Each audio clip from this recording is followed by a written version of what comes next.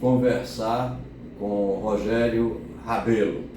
O Rogério nos dá a honra também de ser membro associado da Panamazônia e é sócio-diretor da empresa Pneu Forte. Eu esclareço que essa entrevista ela servirá de base para texto que constará do livro Prosperidade na Amazônia, a ser publicado pela Associação Panamazônia em breve. Bem, eu passo agora a palavra para o Rogério, para que ele fale para a gente quem é Rogério. Por favor. Bom dia a todos. Belisário, muito obrigado pelo convite de participar desse programa da nossa associação Panamazônia. Bom, o Rogério é um amazonense, filho de imigrantes. Como todo bom amazonense, com veia cearense e veia na Península Ibérica e mais um pouco na França. A gente chegou aqui imigrado pelos anos 1880, a família chegou por aqui de todos os ramos, tanto os ramos cearenses como o ramo português, como o ramo espanhol e o ramo francês. Somos uma mistura muito típica amazonense, que é o imigrante de quarta geração. O teu sobrenome é Perati Rabelo. Os dois sobrenomes são israelitas? O meu sobrenome israelita é Levi. E não consta mais do meu nome porque eu sou filho de uma Ocirema Levi Rabelo, neto de Ocirema Levi Rabelo, que casou já com um Rabelo do Ceará, imigrado do Ceará, que sempre tem origem, esse nome tem origem no Porto, na cidade do Porto, em Portugal. Curiosamente, é o nome dos barcos que singravam o Douro na subida. E aí as pessoas simples que trabalhavam no porto, nós temos uma origem muito simples, não somos imigrantes ricos, somos imigrantes pobres, fugidos da fome e das situações difíceis que a Europa enfrentava. Como todos que vieram para a Amazônia, as pessoas já pobres para cá e aqui construíram sua prosperidade. Exatamente, aqui era uma expectativa de prosperidade em face da borracha, e esses imigrantes vieram. Rabelo de Portugal, do Porto, são pessoas humildes. A origem dos sobrenomes, vocês sabem, era de burros, de cidades, ou de profissões, ou de atividades econômicas.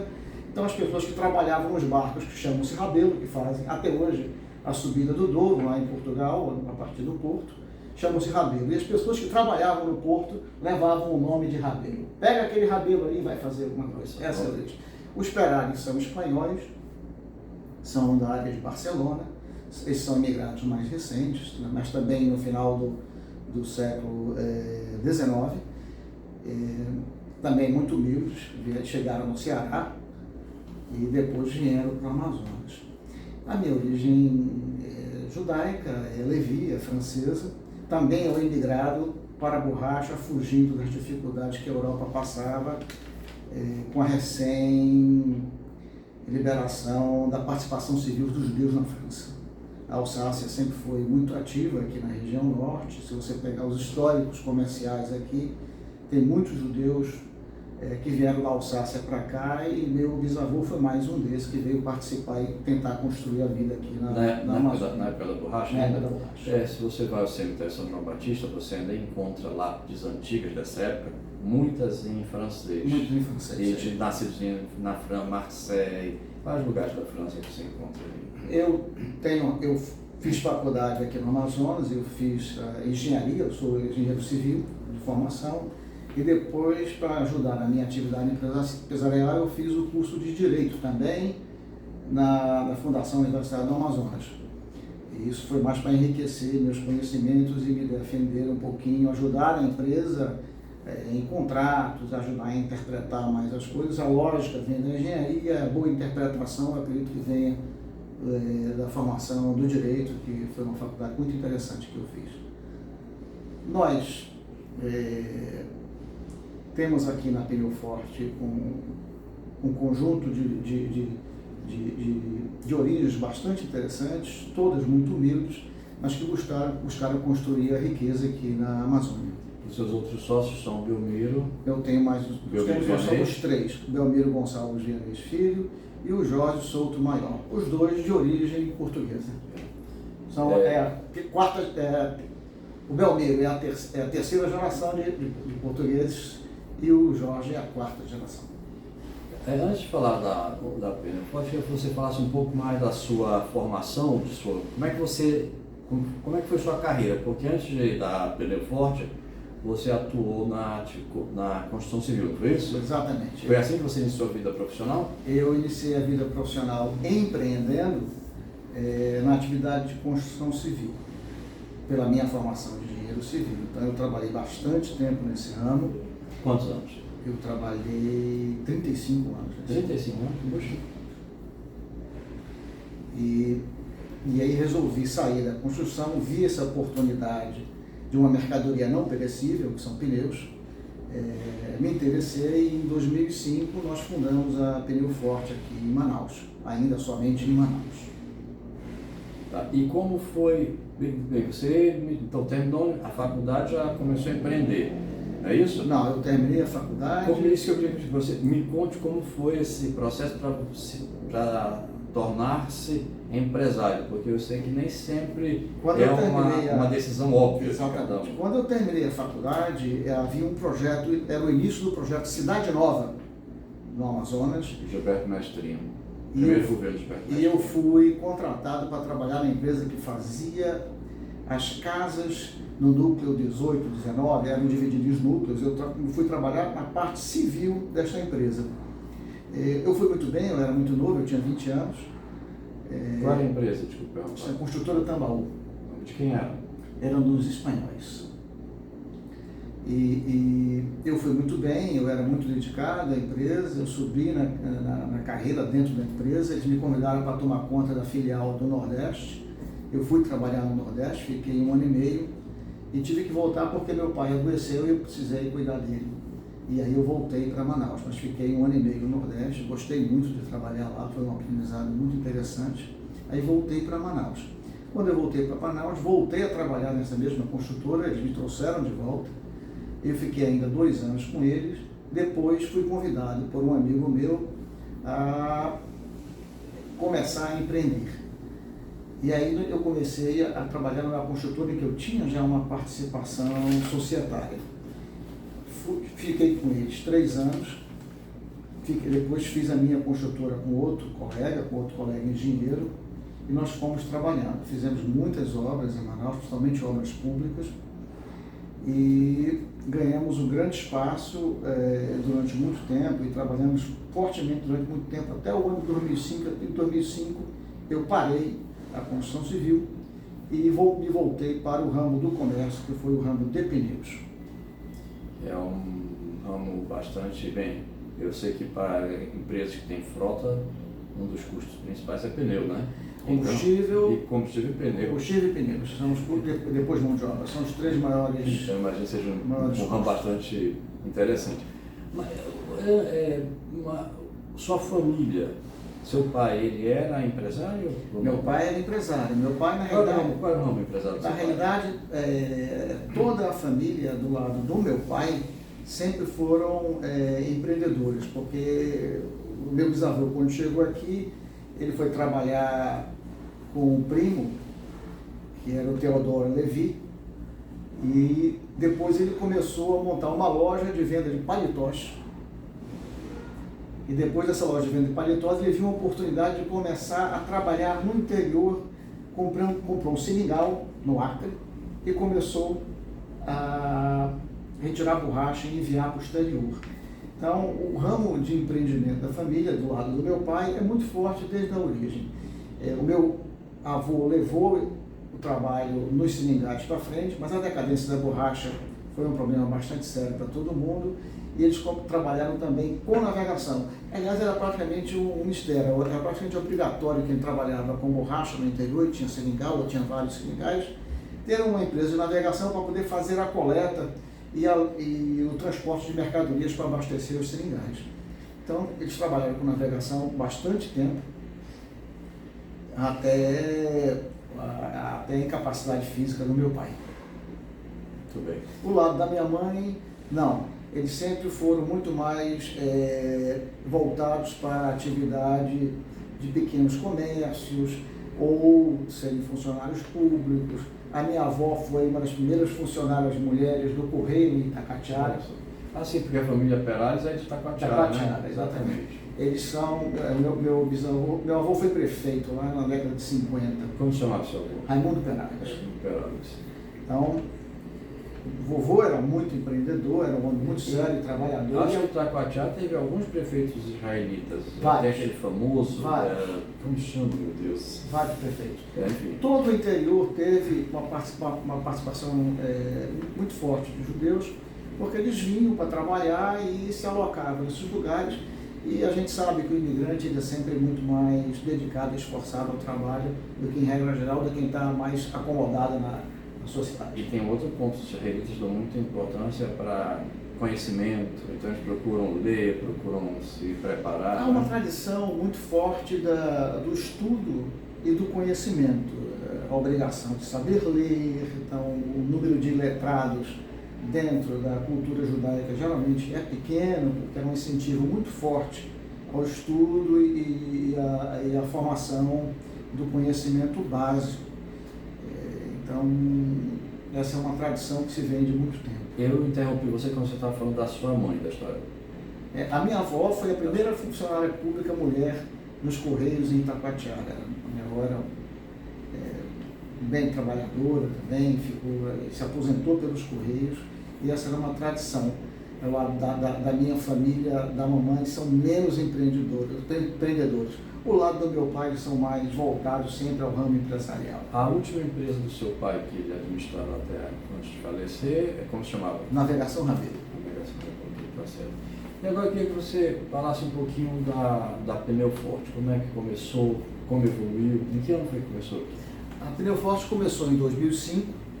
Ela nasceu com uma única loja aqui em Manaus e era voltada para vender o produto de uma bandeira nacional, como a gente chama, bandeira nacional, que era a Bridgestone Firestone. Nós ficamos o primeiro ano com a Bridgestone Firestone, não tivemos um bom desempenho nesse primeiro ano, tivemos muita dificuldade.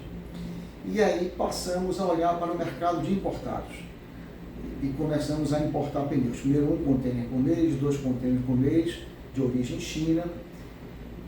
E crescemos bastante, de 2006 a 2009. Em 2009,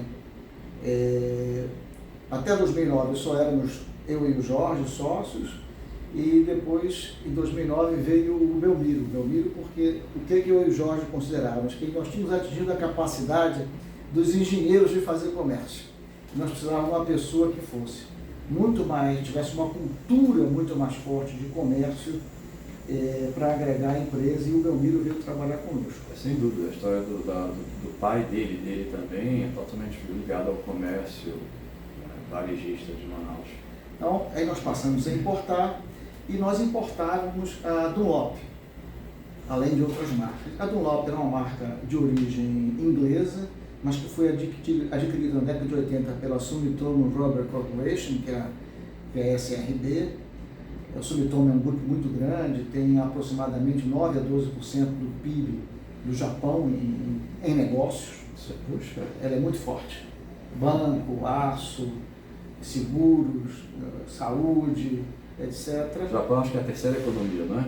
E adquiriu a Sumitomo. E passou, quando a gente começou a importar a Sumitomo, a gente importava do Japão diretamente. E aí, em 2010 ou 2011, não tenho exatamente agora de cabeça, eles resolveram trazer a operação para controle da América Latina. Então, tinham saído do Brasil na crise cambial do Fernando Henrique e passaram a operar a partir do Chile, que eles consideravam que a segurança pessoal dos executivos no Chile era muito superior ao Brasil. Então, o Chile controlava a importação, a Sumitomo do Chile controlava nossas importações que vinham direto do Japão. Quando a Dunlop resolveu se estabelecer no Brasil, nós éramos a empresa mais antiga de relacionamento contínuo com a Sumitomo no Brasil. E eles nos procuraram para ficar com a região norte. Nós, naquela época, atuávamos somente em Manaus, e eles queriam que nós expandíssemos para todos os 6 estados da região Amazônia, o que a gente chama de Arara mais P. Arara é um acrônimo da primeira letra dos 5 estados que tem incentivos fiscais, que tem um mecanismo de Zona Franca, que é a Amazônia, Rondônia, Roraima, Acre e Amapá. E o P é o Pará. Então a gente sempre brinca que a gente atua na seguinte região, na Arara mais P. Porque a gente sabe que o Arara tem incentivos fiscais e o P está separado, é o único que não tem incentivo fiscal para os processos de importação ou não tem mecanismo similar à Zona Franca de Manaus em seu território. Nós passamos então gradativamente a expandir a operação primeiro para o Pará, depois para Rondônia, depois para o Acre, depois para Roraima e Amapá. Foi um aprendizado muito duro porque o desafio logístico da nossa região é bastante severo. É preciso você realmente palmilhar o terreno e saber onde você está pisando, porque o custo da nossa logística aqui, que foi inclusive uma das motivações da implantação da Zona Franca de Manaus, da própria Zona Franca de Cruzeiro do Sul, ou da Zona Franca de Boa Vista, ou da área de livre comércio lá em Macapá, Santana, ela é uma redução tributária para compensar essa dificuldade logística, que é severa e é um custo bastante alto para as empresas. Na Sussônia chamavam isso de equalização de frete. É um valor, não é só frete, você tem também a dificuldade de que você tem uma área geográfica enorme, mas com uma densidade demográfica baixa. Antes de falar, eu queria depois falar um pouco mais sobre essa questão logística, porque, enfim, ainda mais que você conhece muito bem, atuando em todos os estados da Amazônia. Mas antes eu queria que você falasse um pouco mais Hoje vocês estão então nos 5 estados, não é isso? 6 estados. 6 estados da região norte. 6 estados. Amazônia, Rondônia, Roraima, Acre, Amapá e Pará. Tá. Quantas lojas? Nós temos hoje lojas físicas 14 e temos 3 CDs, que são os CDs que eu chamo os pilares da operação. Onde ficam os CDs? Os CDs, um fica em Manaus, outro fica em Ananindeua, que é a Grande Belém, como se eu falar Ananindeua, o pessoal de Belém se aborrece comigo, que eles chamam de Grande Belém, e eles têm razão.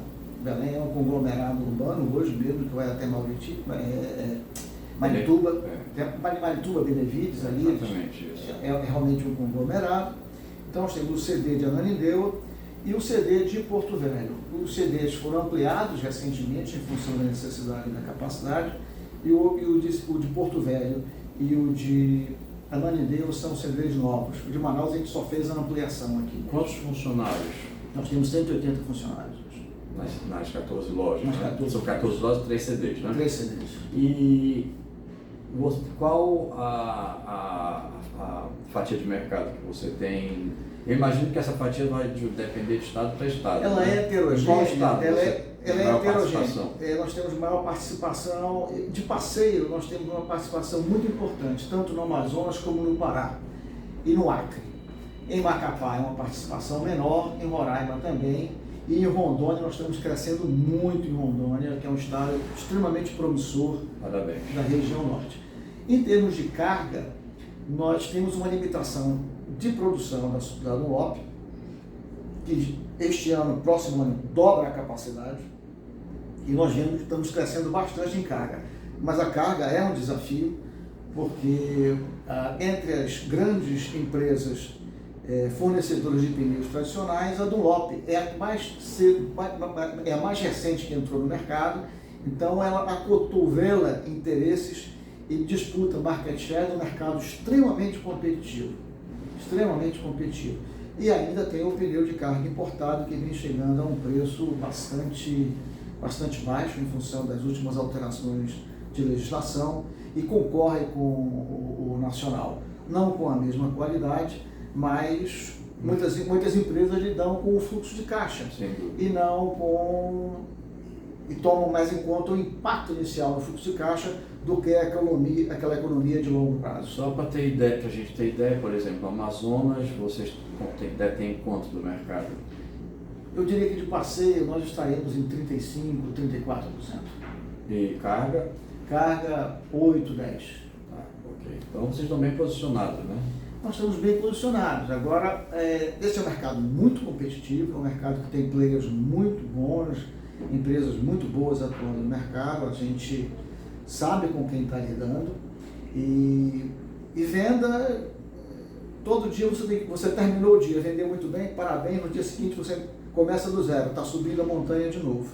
É preciso realmente aplicar uma energia muito forte, ter um conjunto de processos e procedimentos que sejam bastante fortes para que você mantenha a tocada e a pegada e o que o mercado exige e espera das empresas. Eu imagino que venda de pneus é uma das atividades que é um bom indicativo da saúde da economia, né? Porque se vende muito pneu porque estão levando carga. A venda de pneus ela oscila conforme o aquecimento ou o arrefecimento da atividade econômica. Como é que hoje, qual o foco hoje da Pneu Forte e qual o futuro que você vislumbra para a empresa? Olha, o nosso foco hoje é fazer uma mesclagem saudável do produto nacional da Dunlop com o produto importado. A gente nós não podemos estar numa área que tem 5 estados com benefícios fiscais e não operar com importação. Isso seria insano fazer isso. Então nós temos que fazer uma mesclagem saudável que traga produtos de excelente qualidade, com muito bom custo-benefício ou preço final ao consumidor, tanto no aspecto da produção nacional da Dunlop como do aspecto da nossa importação. Tudo que nós importamos até agora, nós temos feito uma escolha bastante rigorosa desse fornecedor. Como se diz aqui, eu gosto de dizer aqui no título, nós temos desenvolvido esses fornecedores para a nossa região.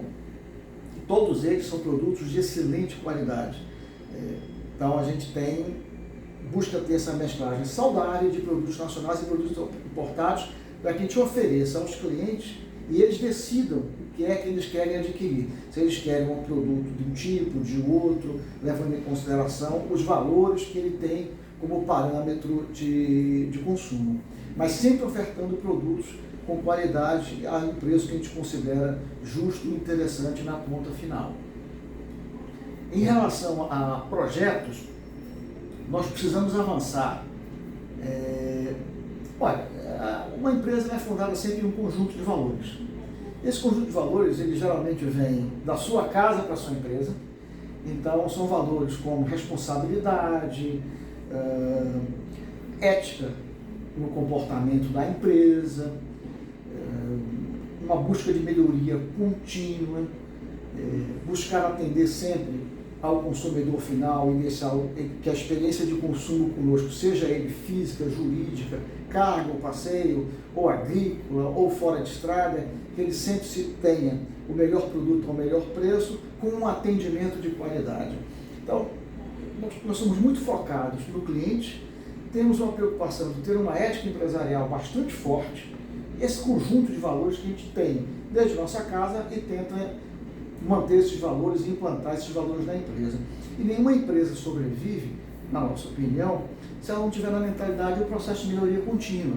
A melhoria contínua é muito importante. Você nunca pode entender que você atingiu um determinado patamar ou de market share ou de qualidade e achar que aquilo está bom. Você tem que sempre estar olhando o que o mercado está querendo e produzir e ter processos de qualidade de forma tal que o teu cliente fique satisfeito com a experiência de consumo com você e você vá fazendo os teus processos e procedimentos de forma tal que tudo funcione com a melhor qualidade possível em cada etapa da sua empresa. Isso não é muito simples, mas nós temos feito esse esforço de uma forma contínua e temos isso na nossa cultura. É a cultura da empresa, uma ética empresarial, tanto sob o aspecto estadual, municipal ou federal, sempre utilizando o que a legislação pode nos fornecer, como eu falei para vocês. Não é saudável pensar que você pode ter uma operação em 5 estados da Amazônia que tem incentivo fiscal e não utilizar os benefícios fiscais de forma correta e adequada.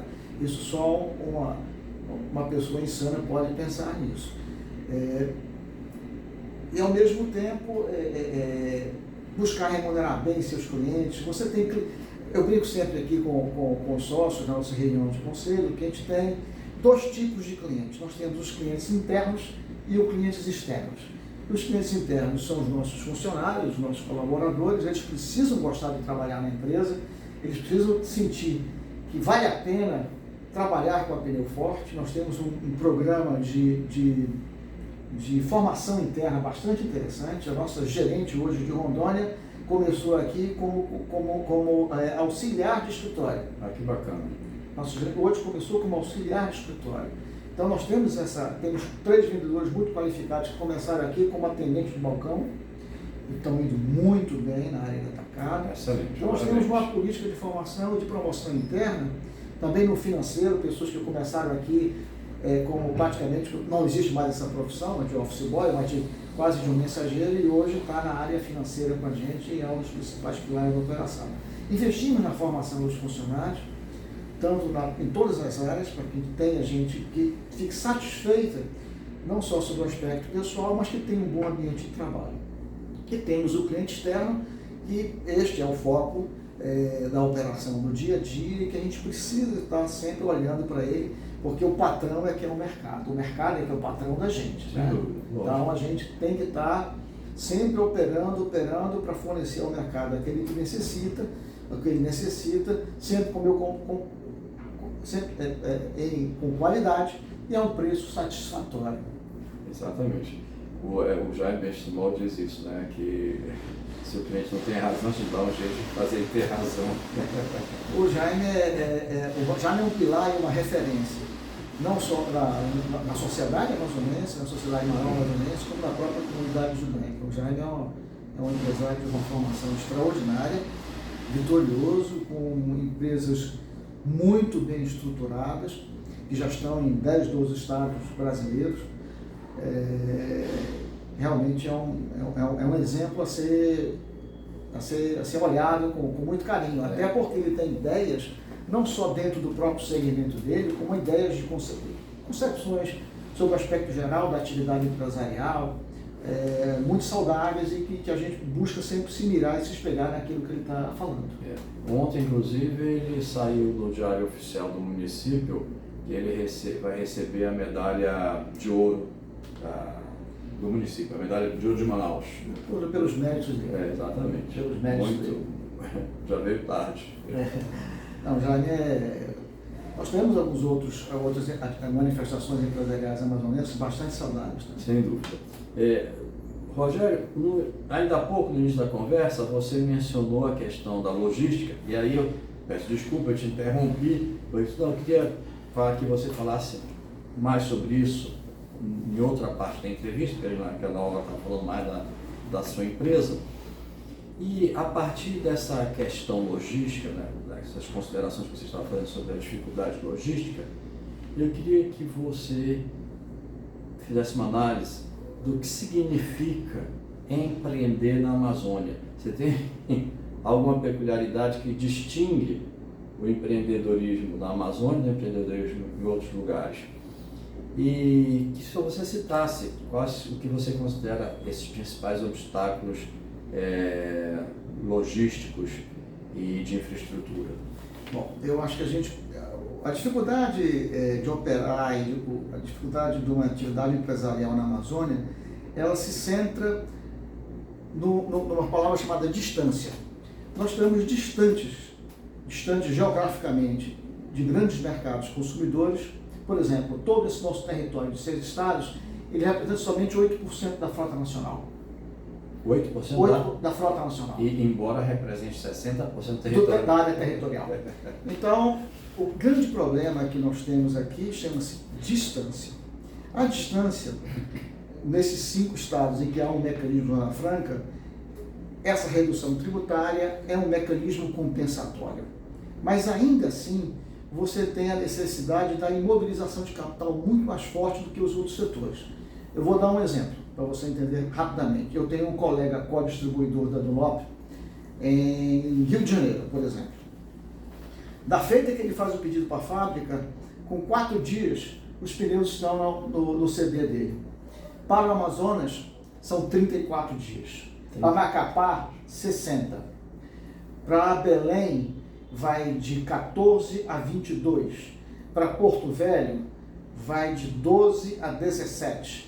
Para Cruzeiro do Sul ou Rio Branco, vai de 18 a 25. Porque Porto Velho e Rio Branco, eles já estão conectados à rede rodoviária nacional. E para Roraima vai para 60 dias. Belém também, né? Então, o que acontece? Você precisa ter uma racionalidade. Roraima, 60 dias? 60 dias. Porque ela vem para Manaus, a mercadoria. É um absurdo. Vem para a isso. mercadoria, os pneus vêm para Manaus por cabotagem, há um desembaraço aqui, esse trâmite de É desembaraço. sempre cabotagem, não tem modal? Não, ele às vezes, eventualmente ele vem rodoviário Até Belém, ou Belém ou Porto Porto Velho. Velho. Porto Velho tem sido uma rota muito mais utilizada, e aí ele desce o Madeiro e sobe um pouquinho o Amazonas até o Amazonas e Balsa. Faz rodo fluvial, né? Mas a maioria, em geral, é cabotagem. A grande maioria é cabotagem, não era. A grande maioria era rodoviário ou rodo fluvial.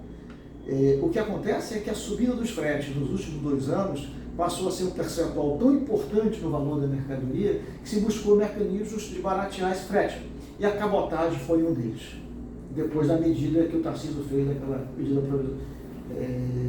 como chama, MP da navegação nacional, que forneceu uma série de benefícios e modificou um pouquinho os preços. Isso é curioso, porque no início da Zona Franca, o principal só tinha cabotagem, tudo vinha de cabotagem. Aí, nos anos 70, né, aos poucos, foi entrando o multimodal.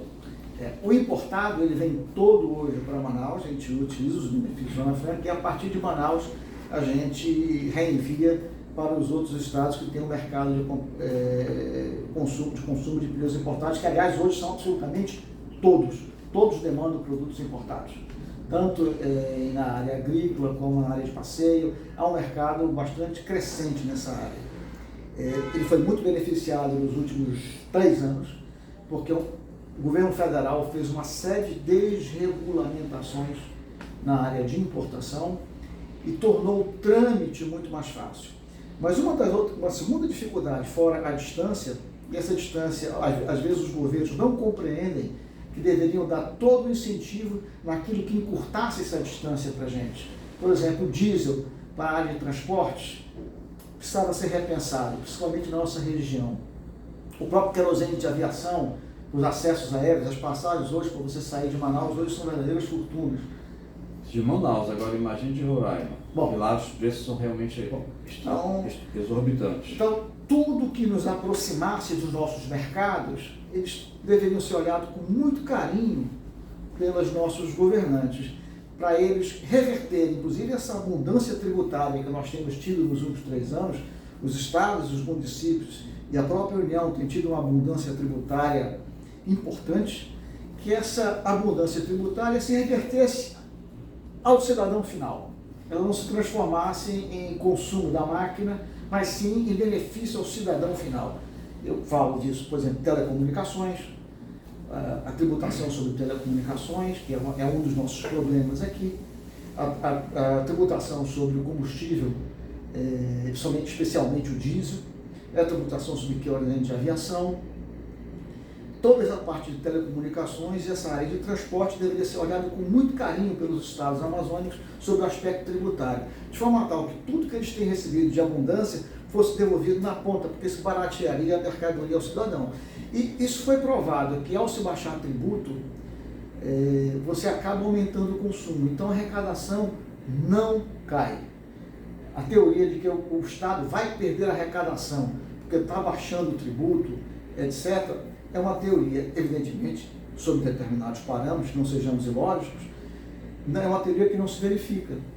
Sim, porque aumenta o consumo, aumenta até pessoas que não são da economia já ouviram falar da curva de Laffer. O tributo sobe tanto que o consumo cai de uma forma e que a arrecadação, em vez de subir, ela cai. Sem dúvida. Então, a prova é agora a redução que foi feita nos combustíveis, que não caiu a arrecadação do combustível. Baixou a tributação e não caiu a arrecadação do combustível. Porque aumentou o consumo. Porque aumentou o consumo. Exatamente. Eu queria voltar a falar um pouquinho mais disso, mas queria que você continuasse, eu interrompi quando você estava falando da questão da distância, né? E aí você entrou para falar que uma das formas de diminuir a distância seria, por exemplo, com o mecanismo tributário, né? Diminuir o custo. Diminuir o custo. Mas, e que outras formas de diminuir esse custo você Tem vislumbra? muitas outras formas de diminuir o custo. A modificação, por exemplo, no regulamento aduaneiro e a dar credibilidade às empresas que têm boa performance. Isso é uma coisa que já começou no distrito, que chama-se Canal Azul. Algumas empresas têm um processo de importação, por exemplo, de expedito, mas outras não têm. Vou dar um exemplo bastante simples. Em tese, todo container de pneus, antes de sair do porto, tem que ser inspecionado pelo Ministério da Agricultura. Ora, isso é uma preocupação legítima, para que não se traga pragas para o nosso estado e para o nosso país, mas pneus não têm embalagem. Mercadoria que não tem embalagem não traz praga, não tem madeira, ou não tem outro produto que possa trazer matéria orgânica nela. Ora, se o pneu não tem isso, para que ele precisa de uma inspeção do Ministério da Agricultura para ser liberado esse container? Não precisaria, mas está no regulamento. Então, na lei diz que ele tem que ser inspecionado. Então, o Ministério da Agricultura, sabiamente, faz essa inspeção por amostragem. Mas, eventualmente, um container seu vai para a inspeção.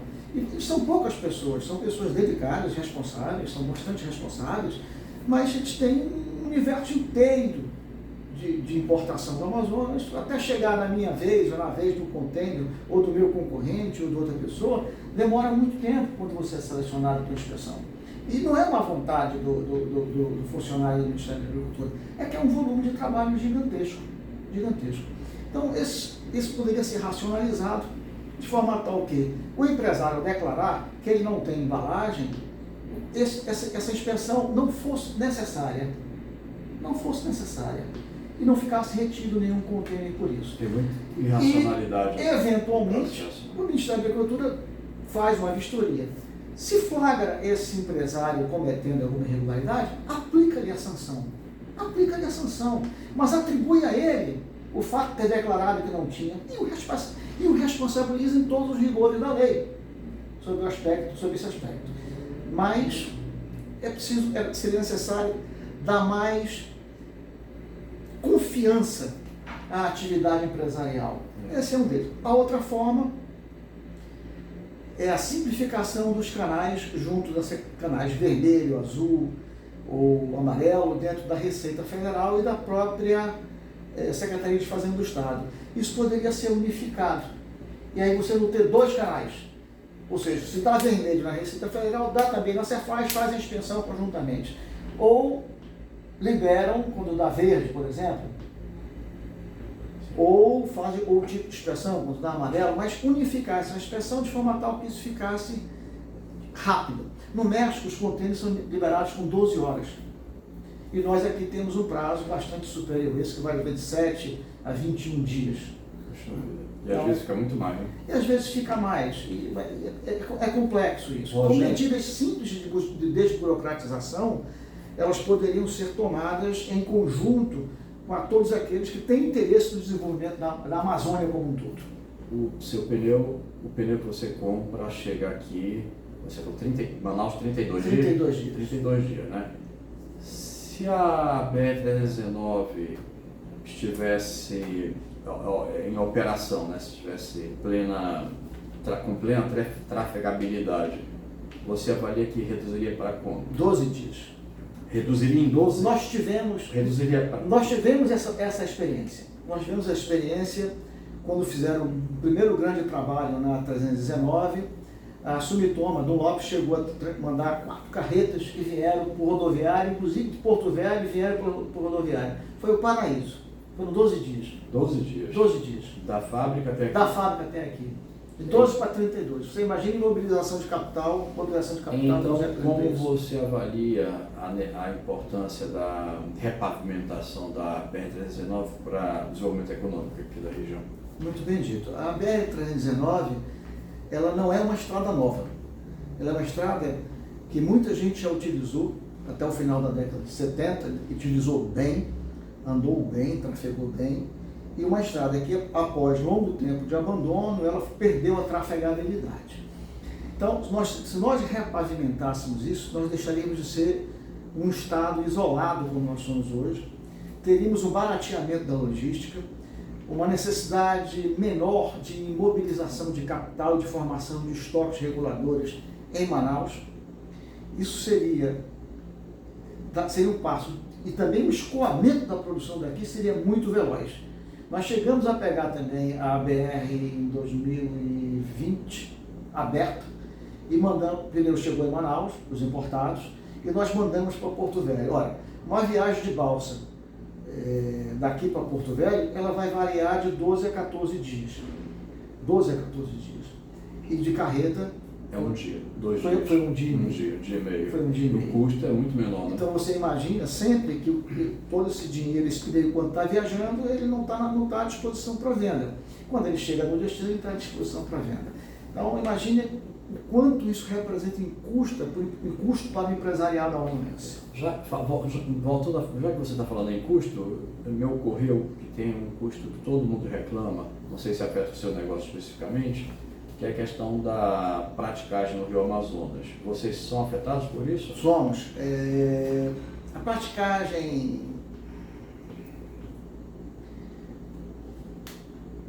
que é pega a partir da entrada do Rio Amazonas é um acréscimo de custo que é diluído em todos os fretes para Amazonas. O frete para Manaus, ele é em média o dobro do frete para Itajaí, ou para Paranaguá, ou para o Espírito Santo, ou para Pecém, ele geralmente é o dobro. E uma das razões pelo qual ele é muito mais caro sempre é o tráfego pelo Rio Amazonas até a Manaus, e é justamente o custo de praticagem. Isso com os mecanismos modernos hoje que existem, e um balizamento bem feito do Rio Amazonas, isso seria um custo que reduziria bastante o frete das mercadorias que vem em cabotagem para a gente. Toda a sociedade amazonense seria beneficiada se isso fosse resolvido a bom contento. Nós precisaríamos que a classe política interviesse nisso e que o governo se interessasse por isso. Porque a cabotagem, lá existe em todos os portos para aproximação dos navios. Mas é mínima. Mas o valor, eu sei que é um valor pequeno, mas aqui na Amazônia esse custo ele é milionário, né? É difícil entender o que justifica um custo tão alto, um preço tão alto cobrado pelo serviço de cabotagem. Eu acho que antes da tecnologia em que a navegação no Rio Amazonas era necessariamente um processo de conhecimento do comandante que estivesse na pilotagem do navio, isso até que se justificava. Mas hoje, com a tecnologia que nós temos, de GPS, georreferenciamento, de localização, e mesmo com um balizamento mais sério que nós fizéssemos no Amazonas e no próprio Rio Madeira, que precisa ser feito, nós teríamos custos muito menores para cá. Não o dobro como a gente está enfrentando hoje. Eu sei que por viagem, alguns navios chegam o custo chega a ser de 500 mil reais, 600 mil reais. É um custo importante. Por um trecho de cabotagem, de praticagem. É um custo importante. É uma coisa absurda, né? A sociedade que paga esse custo. Isso vai para o produto final. Exatamente. É uma sociedade, e a sociedade amazônica é uma sociedade muito mais pobre que o conjunto da sociedade brasileira. Então é uma injustiça muito grande. Voltando a falar da BR, que é um absurdo que a gente realmente não tem ela livre, aberta para trafegar, né? Um dos motivos pela qual ela não está trafegável é a pressão ambiental, falta de licença ambiental.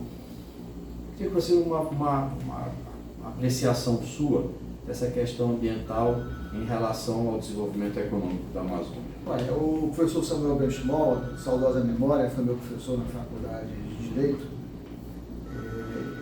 Ele dava uma aula que poderia tomar o nome de Economia na Amazônia. Então ele comentava muito que esses projetos, todos os projetos na Amazônia, se você disser não para eles, é tudo muito mais simples, porque a agenda negativa, ela não gera compromisso. Você não tem que fazer nada. Mas a agenda positiva, sim, vamos fazer, mas vamos fazer mediante condições economicamente viável, ambientalmente sustentável, socialmente justa. Essas palavras não são minhas, são do professor Samuel Benchimol. O tripé que ele fala, é o tripé. Então, nós precisamos ter projetos, e a BR-319 deve ser um projeto neste caminho, um projeto com respeito ambiental, dentro do que é possível, porque a interferência humana, ela gera, sim, impacto no meio ambiente, mas esse impacto no meio ambiente ele tem que ser racionalizado com o benefício ao homem. Nós não somos vigias de madeira, nós não somos vigias de lago, nós somos pessoas que habitamos e temos atividade econômica na Amazônia.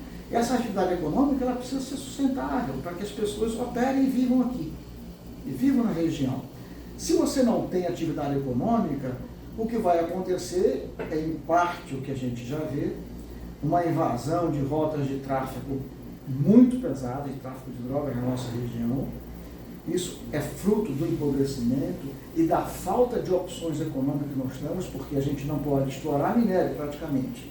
A gente não pode ter a BR-319 pavimentada. Fazer um processo agrícola na Amazônia, você é praticamente chamado de criminoso. E criar gado, então, nem se fala. Mas não deveria ser assim. Nós temos a região, eu conheço bastante o nosso estado, conheço os outros estados. O estado do Pará, ele se desenvolveu por não ter aceito a peia dessa agenda ambiental. O estado do Pará hoje é desenvolvido no centro, especialmente no sul do Pará, por não ter aceito a peia ambiental. A marca ambiental não vingou lá dentro, eles enfrentaram. E hoje o sul do Pará, especialmente, a região de Marabá para baixo, até a fronteira com o Mato Grosso. É sul-sudeste do Pará. Exatamente.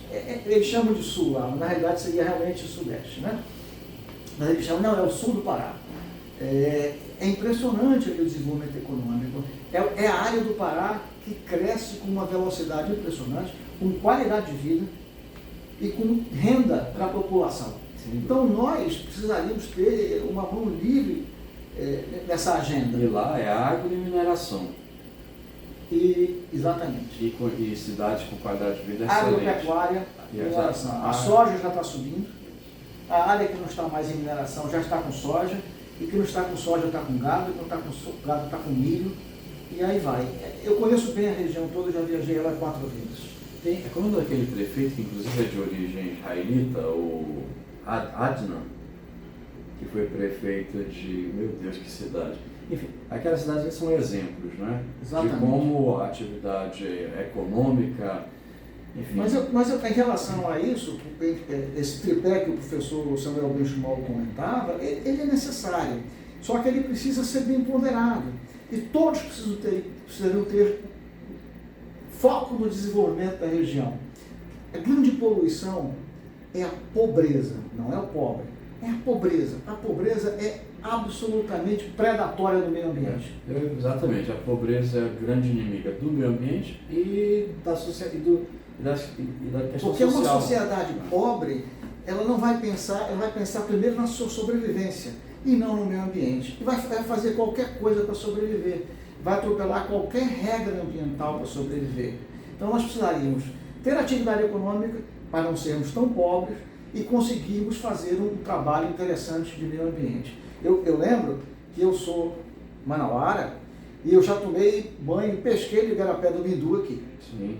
Aqui do meu lado, eu já pesquei no Igarapé do Mindu. Minha família tinha um terreno aqui, que era um balneário muito famoso, inclusive, que era chamado Meu Cantinho. Eu também, quando criança. E hoje é um esgoto a céu aberto. Exatamente. Esse é o exemplo do que não se deve fazer. Mas a culpa não é do pobre, a culpa é da pobreza que foi instaurada em função dos bolsões de invasões e de ocupações irregulares urbanas em Manaus. Nós precisamos ter uma política que seja socialmente justa, economicamente viável e ambientalmente saudável. Na verdade, eu percebo que esse conceito, que é um conceito importante, o conceito da sustentabilidade, ele se inverteu, ele se tornou insustentável, não é? A sustentabilidade está virando insustentabilidade na medida em que engessa a economia. E eu acho que a Amazônia está bem, esse processo de engessamento da economia amazônica vem crescendo, se acentuando, e isso só vai gerar, é contraproducente, só vai gerar o resultado contrário do que a gente espera, que é a melhoria da qualidade de vida das pessoas e a conservação dos biomas. Tem sido muito difícil para o empresariado amazônica como um todo, que eu chamo de resistir à pauta ambiental. E a pauta ambiental, ela geralmente é traçada por pessoas que não têm vínculos na região, não têm conhecimento do que é morar aqui e ficam ditando de terras alheias ou de lugares alienígenas como nós devemos viver aqui. O povo da Amazônia tem que defender a racionalidade da exploração dos recursos naturais que nós temos. Nenhum Estado, nenhuma nação do mundo abriu mão de explorar seus recursos naturais. Sem dúvida. Nenhuma nação desenvolvida abriu mão de explorar e transformar os seus recursos naturais em riqueza. Eu até brinco que algumas pessoas dizem que nós somos um Estado muito rico. Não, nós temos muitos recursos. Se você monetizar esses recursos naturais, aí nós transformaremos isso em riqueza. Enquanto isso não for transformado em monetização, isso é simplesmente um recurso natural, que poderá estar lá adormecido por 100, 200, 400 anos e não influenciar absolutamente, positivamente na qualidade de vida das pessoas que habitam essa região. Exatamente. Um bom exemplo disso é a questão do potássio. Como você sabe, a Potássio do Brasil ela é associada à Panamazônia, nos dá a grande satisfação de ser membro da nossa associação. Eles têm um projeto de exploração da mina de potássio aqui na divisa dos municípios de... Altazes com Nova Olinda do Norte. Né? E é uma mina muito grande que ajudaria o Brasil no caminho da independência desse insumo, que é essencial para o agronegócio. Né? E agora, com a guerra na Ucrânia, da Rússia com a Ucrânia, se tornou evidente como seria estratégico a gente ter essa mina em produção, mas há mais de 10 anos o projeto não sai por causa de pressão, questões ambientais, questões indígenas, e não sai. É um bom exemplo de como a gente está desperdiçando um recurso que poderia estar estratégico para o Brasil, para diminuir o preço do alimento que nós produzimos. E especificamente esse projeto é de baixíssimo impacto ambiental. Baixíssimo impacto ambiental. Eu escutei a entrevista do diretor superintendente da Potássio da Amazônia, e eu vi a explicação dele sobre os poços de extração. São áreas um pouco maiores que um campo de futebol para operação, é um negócio... Exatamente. E um negócio que uma atividade seria, principalmente, que o agronegócio é uma das principais pautas de exportação nossa, e é hoje um grande gerador de riqueza do Estado brasileiro, gerador de riqueza, e esse material, que é o potássio extraído de lá, seria muito interessante, porque tanto para os fertilizantes que nós temos que utilizar na agricultura. Rogério, a gente já está chegando no final da nossa entrevista, mas eu queria, essa última etapa aqui, que você já falou alguma coisa, você falou da importância de reduzir custos, da importância de reduzir tributos, da importância de racionalizar a burocracia, né? Você tocou em vários aspectos. Mas eu queria que você agora concentrasse sua análise sobre como você avalia a importância. É possível desenvolver a região amazônica sem liberdade? Qual a importância, do seu ponto de vista, da implementação de uma agenda liberal para a nossa região? Olha, a gente experimentou, eu não vou entrar nos méritos políticos de apoio ou de uma coisa, ou de contra um ou contra outro. Eu vou falar do resultado prático. A desregulamentação de uma série de atividades fez com que muita atividade econômica que estava latente ou dormente, ou tivesse uma participação pequena na sociedade, ela aflorasse e se desenvolvesse. Medidas de desburocratização, a MP da Liberdade Econômica, eu não estou entrando no mérito político, a MP da Liberdade Econômica foi muito importante, a desburocratização de muita atividade de importação e desregulamentação. Então, a liberdade para empreender, ela está na essência do ser humano, como é a própria propriedade privada, né? Está na essência do ser humano. Você trabalha principalmente, primeiro, para os seus interesses pessoais. Como dizia o economista, o açougueiro ele não leva a carne para o açougue porque ele gosta de fornecer a carne, porque ele quer lhe dar a carne. Ele leva para ele oferir bem econômico, lhe vendendo a carne. Então ele está olhando o interesse próprio. E ele precisa ter liberdade para operar.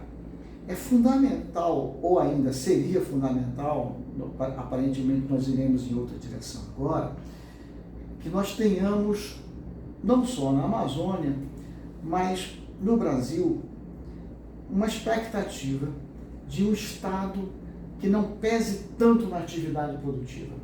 Uma grande preocupação que todo empresário responsável deve ter hoje é como isso vai acontecer a partir de agora, em que nós estávamos indo numa direção de um Estado menor e aparentemente iremos numa direção de um Estado maior. Ora, um Estado gordo, um Estado pesado, demanda recursos da sociedade. Ao extrair recursos da sociedade, ele empobrece o cidadão e empobrece as empresas. Empresas mais pobres têm dificuldade de investir. Cidadãos mais pobres têm dificuldade de consumir. Então, quanto mais leve for o Estado, mais dinheiro no mercado para que você mesmo decida o que fazer com ele. O cidadão decida o que fazer com ele. A empresa decida o que fazer com ele. Ao se retirar um volume forte de riqueza das empresas e das pessoas, ao fim e ao cabo das pessoas, você reduz muito a expectativa de desenvolvimento de qualquer país.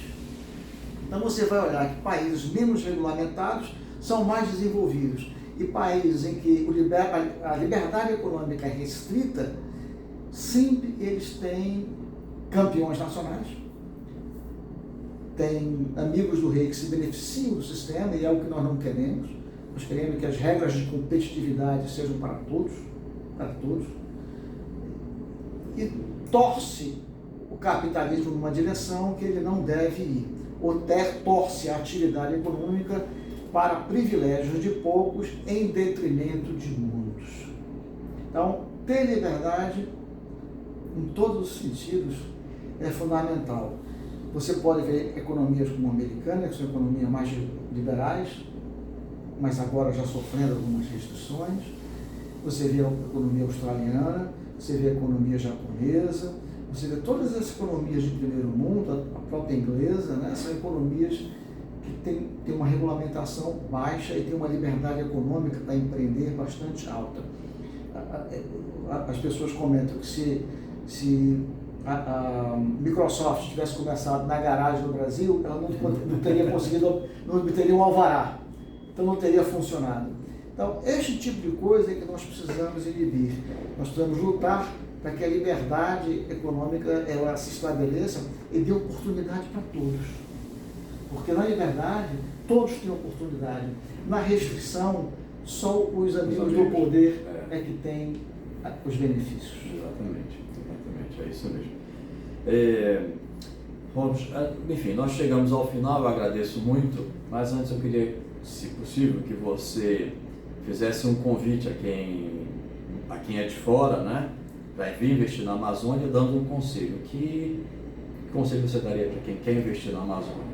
Não só para quem é de fora, mas para os empresários locais também. Eu acho que as pessoas devem cultivar os seus sonhos de forma realista. E a Amazônia ainda é uma área de muitas oportunidades econômicas. Você tem agora Roraima, com o agronegócio explodindo. Então, todas as pessoas que estão se implantando em Roraima com o agronegócio e que trazem tecnologia e que trazem conhecimento, estão indo muito bem. Você tem o Acre crescendo, depois da ponte de interligação, havia no Rio Abunã, havia uma balsa que parava aquele trânsito, e o Acre começou, depois da ponte inaugurada, ele ganhou outra vida. Pô, você viu como é importante uma ligação rodoviária. Essa é uma demanda de décadas que o governo Bolsonaro finalmente realizou. Rondônia é um estado extraordinário, os rondonienses estão de parabéns, porque eles estão sabendo trabalhar muito bem o seu estado. De novo, não foram peados pela pauta ambiental, que se desenvolveram. Estão lá, você tem lá soja, você tem milho, você tem arroz, você tem gado e você tem exploração mineral. O porto de Porto Velho embarca e exporta essa mercadoria ou até Manaus, ou até o porto de Santarém, ou até o porto de Belém, mas Itacoatiara também, né? Até Itacoatiara também. Então, o Rondônia vai muito bem. O Pará tem uma área fortíssima em atividade. Pará e Rondônia provavelmente serão os estados que vão liderar a região norte, porque o Amazonas está muito amarrado na pauta ambiental. E Roraima, esses 3 estados. Mas Rondônia e o Pará eu vejo com muito mais capacidade, porque eles têm uma capacidade de escoamento da produção fácil.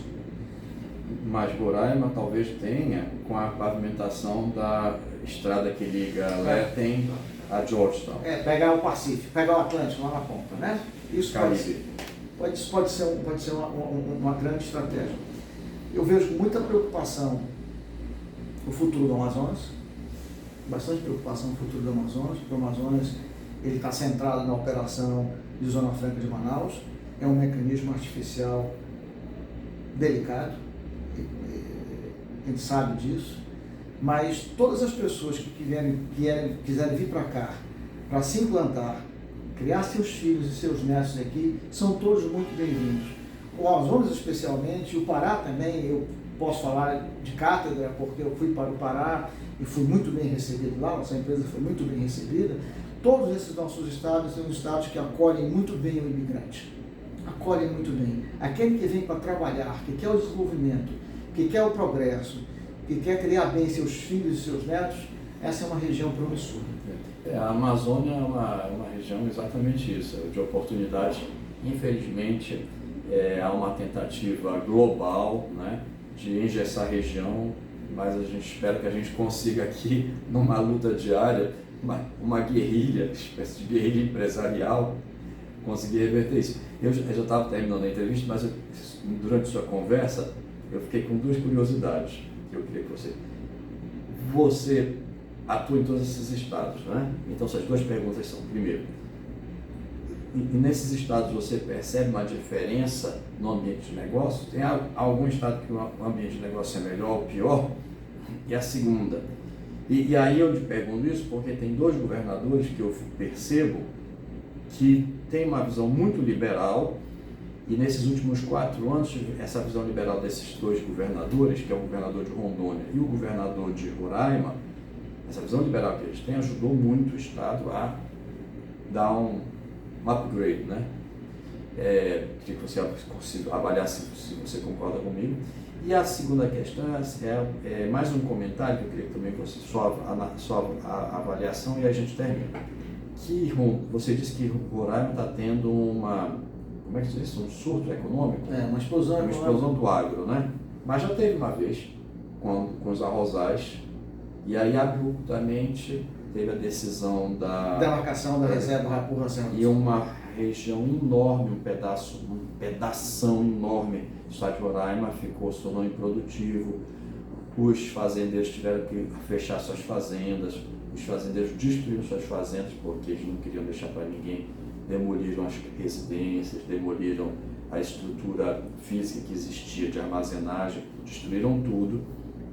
E, enfim, de uma hora para outra, uma atividade econômica florescente importante, que era os arrozais, acabou. E agora está tentando um segundo boom do agro, né? Agora mais voltado para a soja. E gado. Então, eu queria que você fizesse esses 2 comentários, a questão do ambiente de negócio dos estados, se varia, se você percebe que varia, se esses 2 governadores você acha que tiveram impacto, né, com a mentalidade ambiental, e essa questão do estado de Roraima. Olha, o Roraima é muito interessante, porque eu tenho clientes, a Pneu Forte tem hoje clientes no Pará, que foram empresários no plantio de arroz em Roraima. São muito bons clientes no Pará hoje. Para você ver, quem é trabalhador em Roraima é trabalhador no Pará.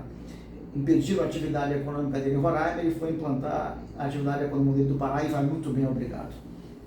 Então, a gente tem essa experiência, né? O que a gente vê é que ainda os estados, eu falo aí, os governos do estado, e isso não é uma crítica particular a nenhum governador ou outro, eles são ainda muito famintos. Eles se preocupam demais em serem arrecadatórios, eles têm essa obrigação, é claro, mas, como eu comentei, todos eles têm tido abundância tributária. E essa abundância tributária precisa ser revertida em favor do cidadão na ponta. Inclusive com sucessivos recordes de arrecadação. muitos por méritos, por terem uma política de acolhimento empresarial muito mais forte, ser muito mais fácil empreender nos estados dele do que em outros estados. Mas esses governadores, com todo o respeito que eu tenho à sapiência deles, eles deveriam olhar um pouquinho para o cidadão final, na ponta, se preocupar com o cidadão final e reverter essa mudança tributária de alguma forma para ele. Não em mecanismos de assistência, mas em mecanismos de programa que levasse ao desenvolvimento econômico. Porque o desenvolvimento econômico, ele deixa de ser uma coisa assistencialista para ser uma coisa duradoura, perene. Enquanto que o programa social de assistência, embora seja necessário em muitas ocasiões, ele é sempre uma boa vontade do governo. E eu sou daquele, a nossa cultura, a cultura da nossa empresa, a cultura das nossas famílias, é que o trabalho sim dignifica o homem. O trabalho dignifica o homem. É muito mais vantajoso dar oportunidade de trabalho em que a pessoa ganha honestamente o seu dinheiro do que dar para ele uma bolsa de assistência, embora às vezes ela seja necessária. Então o que a gente vê? A gente vê os estados com mentalidades muito mais empresariais, como é o estado de Rondônia, como é o estado de Roraima. O Acre começou a melhorar. E o Pará, o mais dificultoso tem sido um estado que depende muito de muita atividade, de muitos carimbos para que as coisas aconteçam, é o Amazonas. Porque como a economia está centrada em Manaus, a zona franca de Manaus ela é um fator atrativo e gravitacional potente, então tudo aqui tem interferência de praticamente todas as esferas de poder, municipal, estadual e federal. E aí você tem que pegar muitos carimbos para trabalhar. Enquanto que em alguns outros estados você não tem que pegar tantos carimbos para trabalhar. E aí você opera com muito mais tranquilidade. Vou fazer uma justiça ao estado do Pará, nós sempre tivemos muito apoio do estado. O estado é com uma mentalidade também fiscal muito forte, mas é um estado que tem se preocupado muito em atrair empresas. Bom, Rondônia não se fala, Rondônia é extraordinário. E Roraima é outro estado. Mas não desprezem o Acre, porque o Acre vem trazendo um pouquinho com toda a dificuldade daquele volume todo de reservas que foram implantadas lá. Mas eu diria que a maior dificuldade se centra no estado do Amazonas. Muito bem. Muito obrigado. Olha, foi excelente. Muito obrigado. Muito obrigado pelo seu tempo, pelo seu conhecimento. Eu agradeço a todos, deixo aqui uma palavra de incentivo a todos que sonham em empreender, que não desistam, que persistam, porque perseverar é um moto que todo empresário que quer ter algum futuro tem que ter. Não há no pain, no gain. Sem sofrimento não há crescimento. Não há crescimento. Mais uma vez, muito obrigado por nos apoiar a Associação Panamazônia, e reitero que é uma grande honra contar com a Pneu Forte como empresa associada. Nós e meus sócios agradecemos a oportunidade. Obrigado.